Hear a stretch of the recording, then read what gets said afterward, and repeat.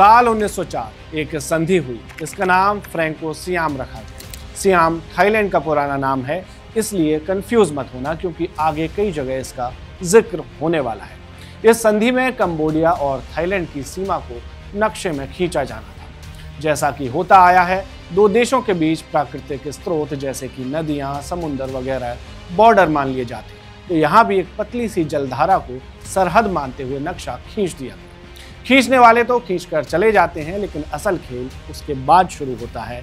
जैसा कि भारत पाकिस्तान में होता आया है, इजराइल फिलिस्तीन में होता आया है, ऐसा ही कुछ होता रहा कंबोडिया और थाईलैंड में, जब प्रिय विहार शिव मंदिर कंबोडिया के हिस्से में चला गया।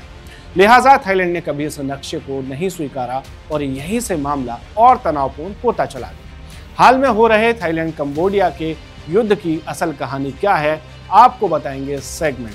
नमस्कार, मैं हूं सिद्धार्थ और आप देख रहे हैं वन इंडिया। झगड़े की वजह जानने के लिए हमें 1200 साल पीछे चलना होगा। इसके लिए इतिहास के कुछ पन्ने पीछे की ओर पलट लेते हैं। दरअसल 8वीं से लेकर 14वीं शताब्दी में इस इलाके में खमेर साम्राज्य होता था।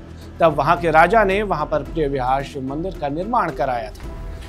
खमेर लोग शिव को पितामह की तरह पूजते थे, लिहाजा वहां की हिंदू आबादी के लिए वहां के हिंदू राजा सूर्यवर्मन द्वितीय ने 12वीं शताब्दी में इस मंदिर का निर्माण कराया था। इस मंदिर की खास बात यह है कि इस मंदिर में जो शिवलिंग है उसका जलाभिषेक सोमसूत्र से होता है। सोमसूत्र उस प्राकृतिक धारा को कहा गया जो इस शिवलिंग से होकर बहती है।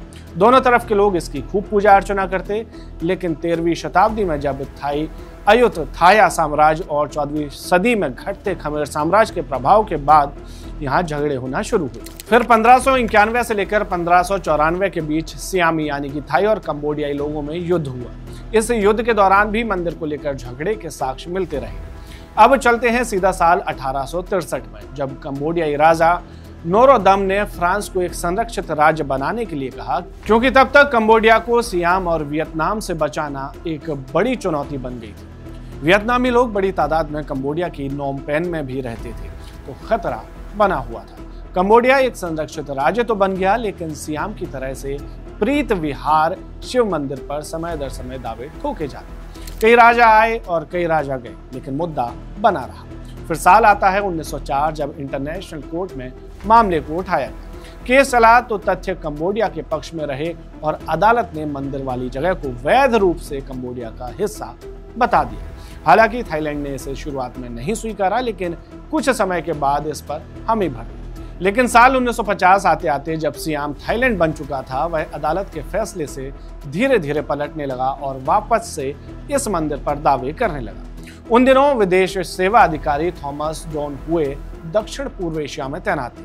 मामला बढ़ा तो उनसे रिपोर्ट मांगी गई और उन्होंने भी अपनी रिपोर्ट में इसे कंबोडिया के हिस्से में बताया था। 1976 में खुद थॉमस डॉन हुए कंबोडिया, मलेशिया और वियतनाम में तैनात थे। बावजूद इन सब के थाईलैंड अपनी बात से लगातार मुकरता रहा। फिर थाईलैंड को एक और खुरापाती आइडिया आया, जिसमें थाईलैंड ने इस मंदिर और इसके आसपास के इलाके को यूनेस्को हेरिटेज यानी कि विश्व धरोहर में जोड़ने पर जोर देना शुरू किया। समय के साथ थाईलैंड की ताकत और अंतर्राष्ट्रीय प्रभाव बढ़ता चला गया। फिर 8 जुलाई 2008 को इस मंदिर को विश्व धरोहर की सूची में जोड़ देने का फैसला हुआ, जिसमें कंबोडिया को बेमन के साथ सहमति देनी पड़ी। इसी को लेकर दोनों देशों में ठनी रही। चूंकि थाईलैंड अपनी ताकत बढ़ाता चला गया, तो वह अक्सर यहाँ पर अपना दावा करता और बंदूक की दम पर घुसने की कोशिश करता। 2011 में दोनों देशों के सैनिक यहाँ डेरा जमाने लगे, तो अंतर्राष्ट्रीय कोर्ट ने एक बार फिर दखल देते हुए दोनों देशों को अपनी अपनी सेनाएं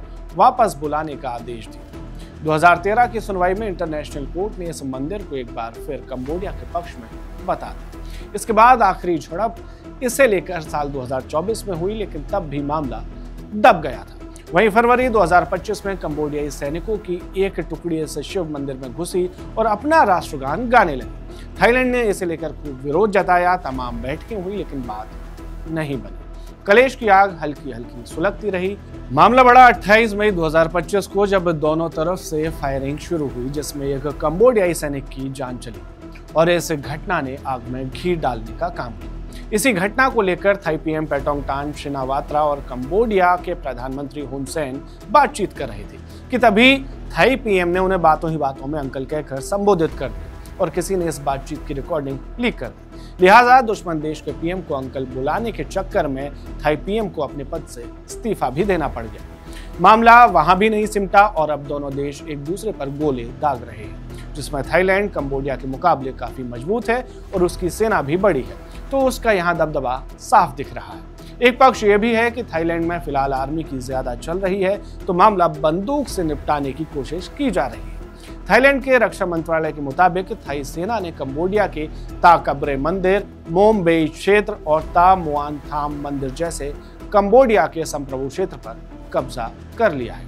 इस मामले में अब तक कंबोडिया में 20 से ज्यादा और थाईलैंड में 8 लोगों के मारे जाने की खबर है, जिसमें सैनिक और आम नागरिक दोनों ही शामिल हैं। वहीं सीमा से सटे इलाकों से 40,000 से ज्यादा लोगों को विस्थापित किया गया है। कौन जीतेगा ये वक्त तय करेगा, लेकिन एक बात जो दोनों देशों को समझना चाहिए वो ये कि इस मुद्दे को टेबल पर ही हल किया जा सकता है, ना कि रणभूमि में। इस मामले पर आपकी क्या राय है, मैं कमेंट में जरूर बताएं।